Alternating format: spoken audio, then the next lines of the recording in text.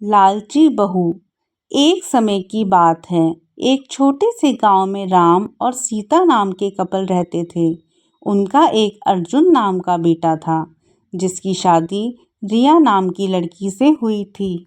राम और सीता कड़ी मेहनत करते थे और अपने बुढ़ापे के लिए पैसे बचाते थे। रिया बहुत लालची लड़की थी और हमेशा अपने लिए और चीज़ें चाहती थी। जैसे जैसे साल बीतता गया, रिया का लालच और बढ़ता गया। वह अपने पास रखे चीज़ों से कभी संतुष्ट ही नहीं रहती थी।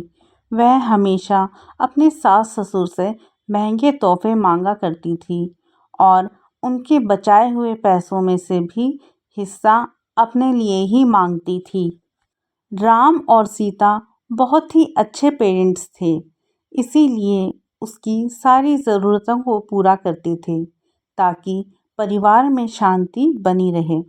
वह अपने पति अर्जुन के ऊपर भी काफ़ी दबाव डालती थी कि वह अपने माँ बाप से पैसे और संपत्ति मांगे।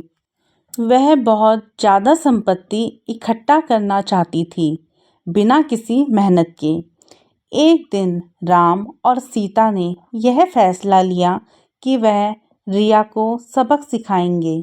वह उसे बुलाते हैं और बोलते हैं कि बेटा, हमें तुमसे कुछ ज़रूरी बात करनी है। हमने यह फैसला लिया है कि हम अपनी जायदाद का कुछ हिस्सा अपने बच्चों में बांटेंगे और उसका कुछ हिस्सा तुम्हें भी देना चाहते हैं। रिया खुशी से झूम उठती है, क्योंकि वह हमेशा से ही यही चाहती थी। लेकिन राम और सीता के मन में तो कुछ और ही चल रहा था। उन्होंने एक पत्थरों से भरा हुआ बैग उसे दे दिया और बोला, बेटी, यह तुम्हारे हिस्से की संपत्ति है। रिया उस बैग को देखकर गुस्सा हो गई। उसने उस पत्थर से भरे हुए बैग को जमीन पर फेंका और जोर से चिल्लाते हुए बोली कि मेरा मजाक उड़ाने की तुम्हारी हिम्मत कैसे हुई? मुझे पैसे चाहिए, ये पत्थर नहीं। राम और सीता ने शांत तरीके से उसे समझाया और बोले, रिया, सच्ची संपत्ति सिर्फ पैसे और चीज़ों के बारे में नहीं है। यह प्यार, दया और जो कुछ भी तुम्हारे पास है, उसके लिए आभारी होने के बारे में है। हमने हमेशा तुमसे प्यार किया है और तुम्हारी देखभाल की है, और यह पैसों से भी अधिक कीमती है।